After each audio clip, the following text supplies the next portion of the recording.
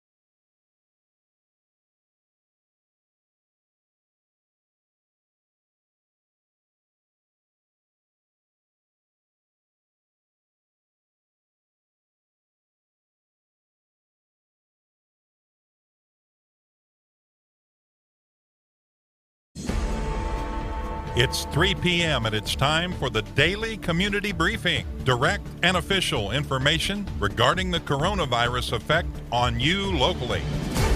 Let's now go live to the Wallingford Broadcasting Studios. Good afternoon and a pleasant Wednesday to you. Thanks for joining us today on the News Briefing. I'm Kelly Wallingford reporting. Today, unfounded fears of our local hospitals and going to the ER. We'll expound on that. Good news on the way for local businesses. More money for the payroll protection program. We have the latest. And Congressman Andy Barr sends us the latest as well from his office on that. Recapping the governor as we start to hear more about reopening our economy. And voter registration lagging something awfully. We'll tell you about that. Also concerns about the video conferencing software Zoom that many of our health agency and local government municipalities are using, and a lot of you that are working from home. And the needs of our children's learning and nutrition needs. We'll touch on that here with a story as well. As we said, more money is on the way. A $483 billion coronavirus aid package flew through the Senate yesterday after Congress and the White House reached a deal to replenish that fund and provided new money for hospitals and testing as well. Passage was swift and unanimous despite opposition from some conservative Republicans. President Donald Trump tweeted his support, pledging to sign it into law. It now goes on to the full House with a vote set for tomorrow. Trump said, "I urge the House to pass the bill." After nearly 2 weeks of negotiations and deadlock, Congress and the White House reached agreement yesterday for the nearly $500 billion package, the fourth as Washington strains to respond to the health and economic crises. The Senate is continuing to stand by the American people, said Senate Majority Leader Mitch McConnell, who was in an almost empty chamber, and Senate Minority Leader Chuck Schumer said the bill was enhanced and made better and broader after Democrats forced the inclusion of money for hospitals and testing. Now, the latest from Congressman Barr breaks it down. The bill provides an additional $310 billion for the Payroll Protection Loan Program.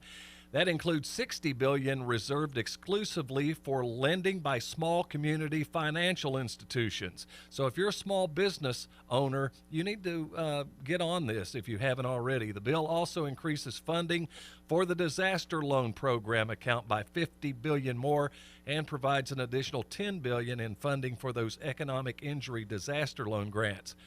Representative Barr will return to Washington this week to pass this bill in the House to ensure Kentucky's small businesses continue to receive the assistance they require, he stated. And our office recommends your business complete the PPP application. So for your convenience, we have posted that on our WBON TV website. Just look for that COVID-19 tab, hover over that, and your options will come up, and you can get that application. But we urge you, all small business owners impacted by this, get with your accountants, get with your lending institution, and get that underway. With this continued pandemic, seems to be a fear and misconception that emergency rooms and hospitals are busting at the seams. However, here in Richmond, it's not the case at Baptist Health. We spoke to Laura King, Director of Emergency and Cardiovascular Services at the hospital, who reassures citizens that not only is the hospital still able to make any emergency cases, but they're taking all precautions when it comes to those that may exhibit coronavirus. With the story, WBON TV's news director, Marissa Hempel.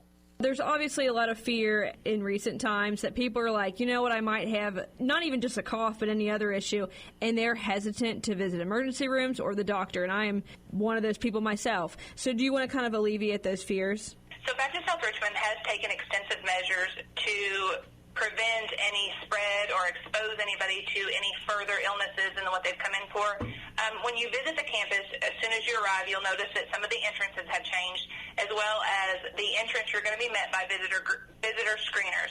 These screeners are going to be taking your temperature, asking you some questions, and that's really to limit exposures for those that may be visiting for something that's completely non-COVID related. In addition to that, you may be asked to wear a mask. You will see our staff in masks. Some of us will be wearing additional personal protective equipment, and that's just because we have kind of tried to contain the potential COVID patients into one area and non-COVID patients into another area to prevent any cross-contamination or exposures.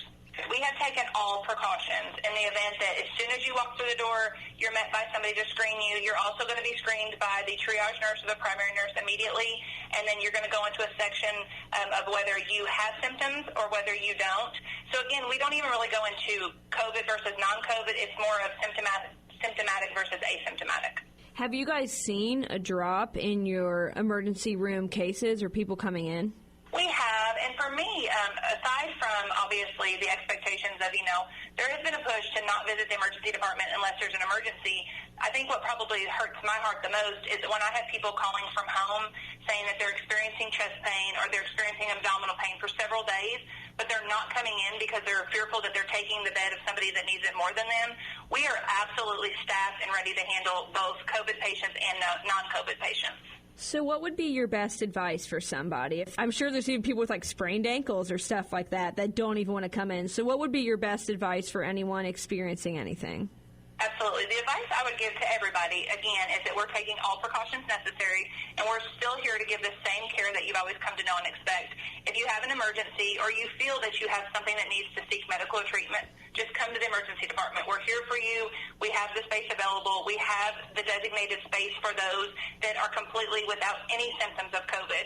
We just want to make sure that everybody gets the treatment that they need and deserve. For me, Marissa, it kills my soul that people call. Like, these are people that are, experiencing chest pain from home for several days, and honestly, they're staying home because they don't want to take the bed if somebody needs it more. But what they don't realize is I think the media has kind of painted a picture that all the emergency departments are just busting at the seams. But right now, we are absolutely capable to handle any emergency. I mean, I laughed when I said yesterday that now is the time to have an emergency because really we're not that busy. Unfortunately, people don't want to come in during this pandemic, but now is the time to come in because you're going to get that quality care that you've come to know and trust. Stay tuned as WBON-TV will be updated by the hospital during the coronavirus. For Channel 9 News, I'm Marissa Hempel. Thanks, Marissa. Good stuff. Our coverage and newscast today, a service of Amco Transmissions. Thanks to those guys and gals there. American Pool and Spa on Merchant Drive. Bishop Small Engine Repair, your Cub Cadet dealer. Mr. Reuter Plumbing of Kentucky. Call them for all your plumbing needs. And Modern Air for your heating and air needs. Call Steve King with Modern Air. We've got lots more on the way. A special test tomorrow from the Emergency Management Agency. We'll recap the governor and see what's happening with our economy. Tell you about this Zoom conferencing platform as well, things you need to know. Get you up to date on much of that and much more when we come back here on 100.7 The Coyote and WBONTV.com. I'm Michelle. And I'm Jennifer, and in the spring of 1992, Bishop Small Engine Repair was born in our mom and dad's barn in Estill County. Then in the fall of 1992, we made the move to Madison County, where we are today.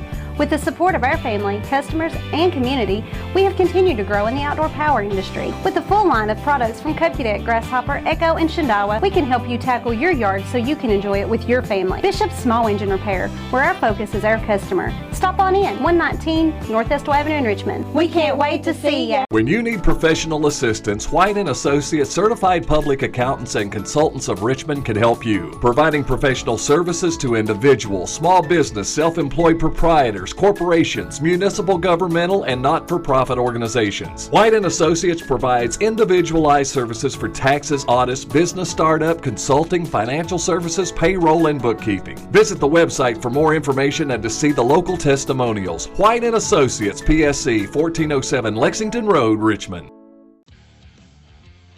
During this time, it is especially important to shop local and support small business. Gillum Sports Lounge is still open, and they are still serving the same great food that you are used to. Burgers, salads, pizza, appetizers, and more. Order pickup or have your food delivered, and you can place your order online at GillumSportsLounge.com. Gillum Sports Lounge in the Richmond Mall says thank you to the people of Richmond for continuing to support your local restaurants during this time. Opening weekend at Chenault Vineyard has been postponed as a precaution. Chenault Vineyard can't wait to see all of their smiling patrons back once they reopen and look forward to serving you locally grown wine. Chenault Vineyard has several types of wine available, including Blanc, Chardonnay, Riesling, Bourbon Barrel Aged Red Wine, and their sweetest and most popular wine is Sam's Fix-It Juice. For more information about Chenault Vineyard, visit ChenaultVineyard.com or like them on Facebook to see updates about all the events coming up at Chenault Vineyard. The Estill Clinic and Irvin Healthcare Pharmacies are focused on providing the best care possible for the people of Estill County. Our care for our patients and our community is what sets us apart. With society's fast pace, we want to make sure you leave with the information you need about your medications. With the knowledge and experience of John, Ryan, and Janet, you are guaranteed excellent service, whether you're in the store or pulling through the drive-thru. Taking care of the people of Estill County is our #1 priority. So stop in or give us a call to become a part of our community. Gateway Cycles in Mount Sterling has the largest showroom in central Kentucky with all the power sports products you can dream of for your next adventure. Gateway Cycles has a qualified, certified service department, friendly sales staff so you can ride free and play hard. Local people serving local people. We are here to make your dream a living adventure. Stop in and see us today at Gateway Cycles in Mount Sterling or visit us at gatewaycycles.com. American Pool and Spa wants you to swim and relax, and they're taking the proper precautions to keep their customers and employees safe. For pool supplies, visit AmericanPoolandSpaKY.com and click on the Drop Click tab to shop online for curbside service or free local delivery within 15 miles. If you're interested in pool installation, American Pool and Spa in Richmond can set up a Zoom call for a virtual consultation. Stay safe and enjoy your time at home with help from American Pool and Spa in Richmond. First Trust Bank has restricted their normal business hours to drive-through lanes only during the COVID-19 pandemic. Customers can still enter the lobby by appointment only by calling 623-2722. First Trust Bank, member FDIC, equal housing lender, NMLS number 688788. The Habitat Restore has closed due to the COVID-19 pandemic. Management at the Restore have taken precautions to protect their employees, volunteers, and customers. If you have a donation, please wait until the doors reopen to deliver it. For more information, like Madison and Clark County's Restore on Facebook.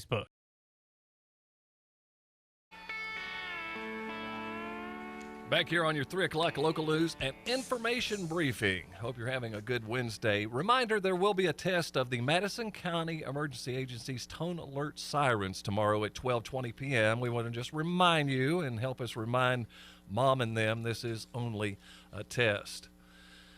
Governor Beshear is asking for input on reopening the economy in Kentucky. He announced yesterday the administration is planning to open the state's economy in phases and ask businesses in the communities for their input. He encouraged businesses and associations to communicate with his administrations on how they plan to reopen and maintain safety of their employees and customers.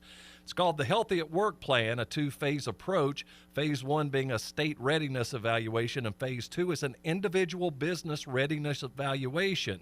During Phase 2, businesses need to submit an online application, basically asking to reopen, and the Department for Public Health will evaluate the individual business's ability to safely reopen.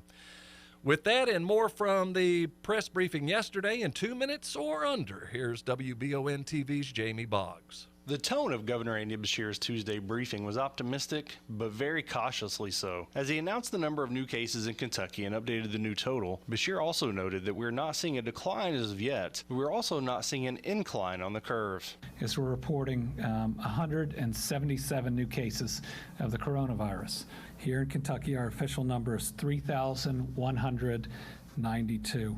The Kentucky State Police Honor Guard has been planning a wreath-laying ceremony in honor of those that have been lost to COVID-19. Beshear spoke about the intent of the ceremony, as well as the latest updates on those that have lost their lives to the virus. But I hope it is meaningful and shows those out there that have lost loved ones that we care about them. A loss of any Kentuckian is a loss to all of us. So today, I have to announce that we have lost 17 Kentuckians, and 17 is a hard number to take. And now we are up to 171. Beshear spoke at length about things that businesses need to consider as we approach the phases of opening back up the economy. How will you socially distance? What will it look like? There are no waiting rooms anymore. That just brings people together as one example. Telework should continue with everybody that can telework. Temperature checks, how you handle symptomatic employees, testing and contact tracing, what your ability to do that is, supplementing the state's ability, sanitation, closing of common areas, limitation of travel, phased return, and accommodations for at-risk population. Beshear works hard to establish a balance of hope and concern about moving forward in this pandemic. That message was summed up as he said, even with Okay, we're back. So apologize, got off a little bit early there with Jamie. One new case in Madison County yesterday as we look to our map. That brings our total to 22 in Madison. 14 have recovered, and again, no active cases still in Estill, Lee, and Wolfe County. We've been keeping an eye on the situation in Jackson County, just to our south from the Cumberland Valley Health District down there from yesterday afternoon. They had no confirmed cases. For Clay County, Jackson, or Rockcastle, in Jackson County, the confirmed cases remain at 55, 4 deaths there, 11 recovered. And that is the latest on the area stats for that. Well, a lot of you are using the video conferencing platform Zoom, and this in from Ruth Day, the Chief Information Officer with the Commonwealth Office of Technology. And they report that they are monitoring these risk factors and concerns associated with the Zoom teleconferencing platform and all efforts made by Zoom to mitigate these risks. Over the past week, Zoom has made available patches that address many of the most critical threats. And while some privacy concerns remain, it is the opinion of the office that the risks have been reduced to a level that allows Zoom to be a much-needed tool for use during these challenging times with appropriate due diligence and an understanding of the residual risk. They do remind you to use all the latest patches available for that as well. And voter registration is lagging something horribly from Secretary of State Michael G. Adams. He says that Kentucky's seeing a flat line in voter registration during the month of March. So if you have not registered, check that web address out at govoteky.com, govoteky.com. You'll recall we are going to be all mail-in ballots for the next election. Well, when we come back here, information and a good story about our struggling local musicians, and also steps by one organization to make sure our children are learning and getting the good nutrition they need through the pandemic. All that and more coming up next. Stay tuned. I'm Michelle. And I'm Jennifer. And in the spring of 1992, Bishop Small Engine Repair was born in our mom and dad's barn in Estill County. Then in the fall of 1992, we made the move to Madison County, where we are today. With the support of our family, customers, and community, we have continued to grow in the outdoor power industry. With a full line of products from Cupcadet, Grasshopper, Echo, and Shindawa, we can help you tackle your yard so you can enjoy it with your family. Bishop's Small Engine Repair, where our focus is our customer. Stop on in, 119 North Estill Avenue in Richmond. We can't wait to see you. When you need professional assistance, White & Associates Certified Public Accountants and Consultants of Richmond can help you, providing professional services to individuals, small business, self-employed proprietors, corporations, municipal, governmental, and not-for-profit organizations. White & Associates provides individualized services for taxes, audits, business startup, consulting, financial services, payroll, and bookkeeping. Visit the website for more information and to see the local testimonials. White & Associates, PSC, 1407 Lexington Road, Richmond. During this time, it is especially important to shop local and support small business. Gillum Sports Lounge is still open, and they are still serving the same great food that you are used to. Burgers, salads, pizza, appetizers, and more. Order pickup or have your food delivered, and you can place your order online at GillumSportsLounge.com. Gillum Sports Lounge in the Richmond Mall says thank you to the people of Richmond for continuing to support your local restaurants during this time. Opening weekend at Chenault Vineyard has been postponed as a precaution. Chenault Vineyard can't wait to see all of their smiling patrons back once they reopen and look forward to serving you locally grown wine. Chenault Vineyard has several types of wine available, including Blanc, Chardonnay, Riesling, Bourbon Barrel Aged Red Wine, and their sweetest and most popular wine is Sam's Fix-It Juice. For more information about Chenault Vineyard, visit ChenaultVineyard.com or like them on Facebook to see updates about all the events coming up at Chenault Vineyard. The Estill Clinic and Irvin Healthcare Pharmacies are focused on providing the best care possible for the people of Estill County. Our care for our patients and our community is what sets us apart. With society's fast pace, we want to make sure you leave with the information you need about your medications. With the knowledge and experience of John, Ryan, and Janet, you are guaranteed excellent service, whether you're in the store or pulling through the drive-thru. Taking care of the people of Estill County is our #1 priority, so stop in or give us a call to become a part of our community. Gateway Cycles in Mount Sterling has the largest showroom in central Kentucky with all the power sports products you can dream of for your next adventure. Gateway Cycles has a qualified, certified service department, friendly sales staff so you can ride free and play hard. Local people serving local people. We are here to make your dream a living adventure. Stop in and see us today at Gateway Cycles in Mount Sterling or visit us at gatewaycycles.com. American Pool & Spa wants you to swim and relax, and they're taking the proper precautions to keep their customers and employees safe. For pool supplies, visit AmericanPoolandSpaKY.com and click on the Drop Click tab to shop online for curbside service or free local delivery within 15 miles. If you're interested in pool installation, American Pool & Spa in Richmond can set up a Zoom call for a virtual consultation. Stay safe and enjoy your time at home with help from American Pool & Spa in Richmond. First Trust Bank has restricted their normal business hours to drive-through lanes only during the COVID-19 pandemic. Customers can still enter the lobby by appointment only by calling 623-2722. First Trust Bank, member FDIC, equal housing lender, NMLS number 688788. The Habitat Restore has closed due to the COVID-19 pandemic. Management at the Restore have taken precautions to protect their employees, volunteers, and customers. If you have a donation, please wait until the doors reopen to deliver it. For more information, like Madison and Clark County's Restore on Facebook. And we're back on your 3 o'clock local news briefing. Good afternoon. Local musicians are some of those that are suffering too during all this pandemic with all the shutdowns. Nobody's being able to perform. And we talked with Colin Wallace of Rifletown, one such musician. With more on that, WBON TV's team coverage continues with Loretta McPherson. I'm talking now with Colin Wallace from Rifletown, a phenomenal band out of Winchester, Kentucky. And Colin, you guys had a release party on February the 29th for your album release at Woody's in Winchester. A phenomenal party, but you had all these gigs scheduled for this year.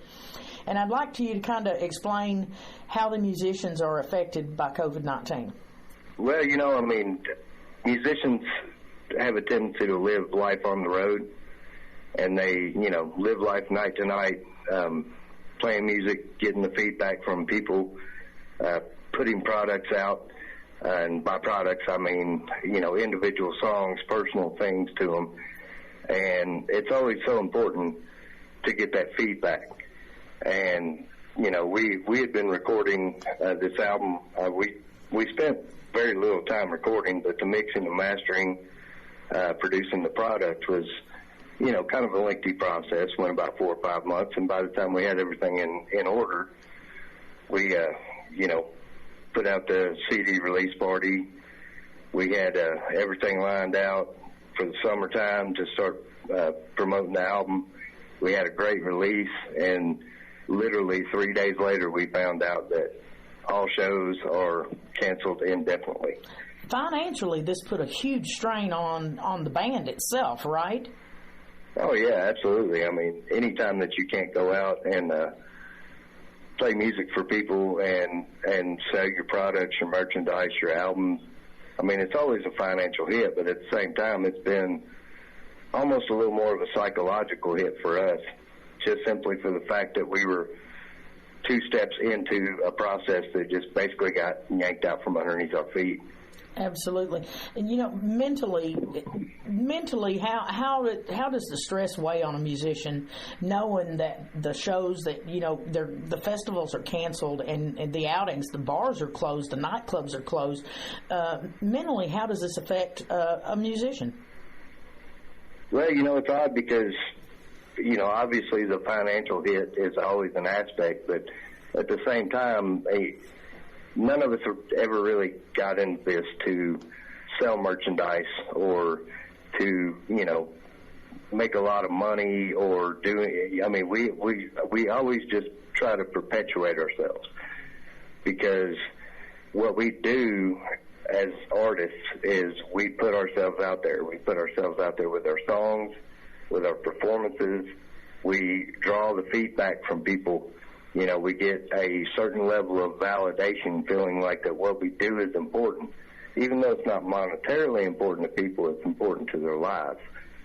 And I think that me personally as a musician, it's been really hard for me to sit down by myself and be a sole musician without the interaction of my bandmates, without the interaction of the crowd. Psychologically, for me, it's been very difficult. I feel like that I should be taking advantage of the time that I have on my hands right now, but I'm lacking inspiration because I don't get the feedback that I crave as a musician.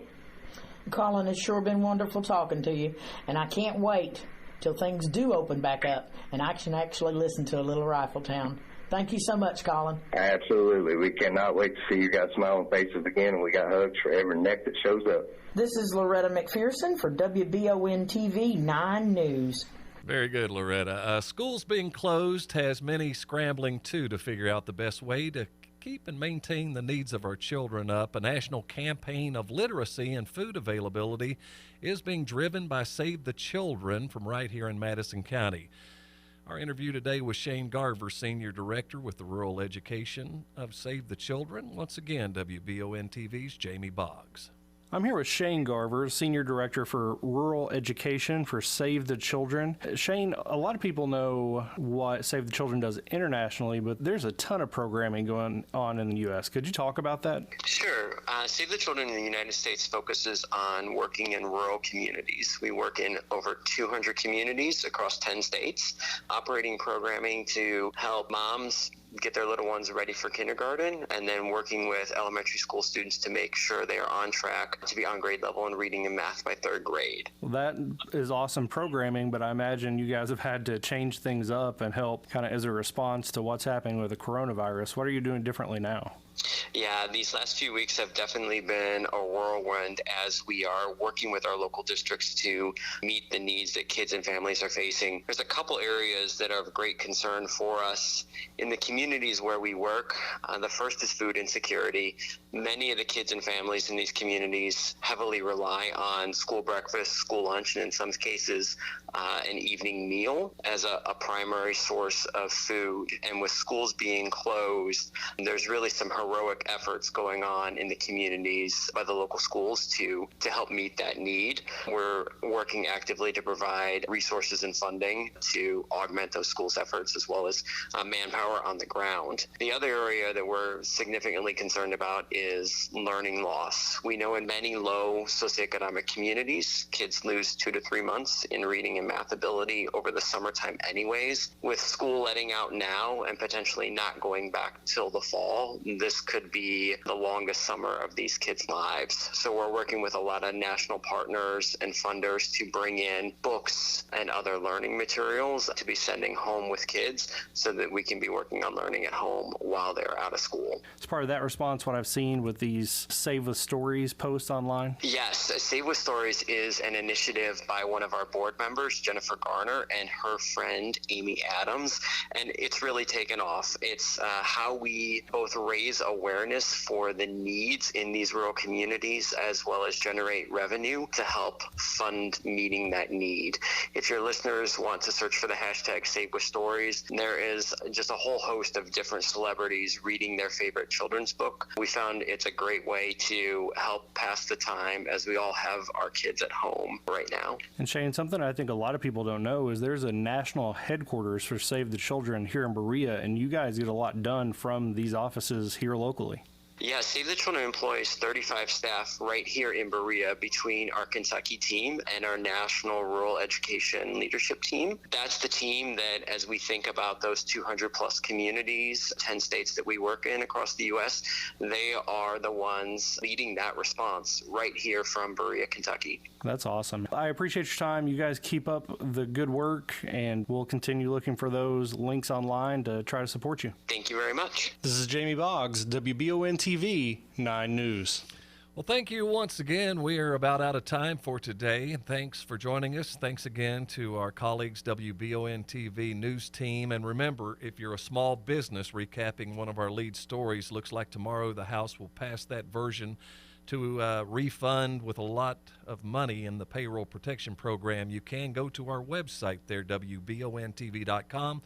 Look for that COVID-19 tab. Just hover over that. The application's right there. Get with your accountant and local lender, and let's get this economy and get these businesses back open and get going. Until tomorrow, stay safe and God bless.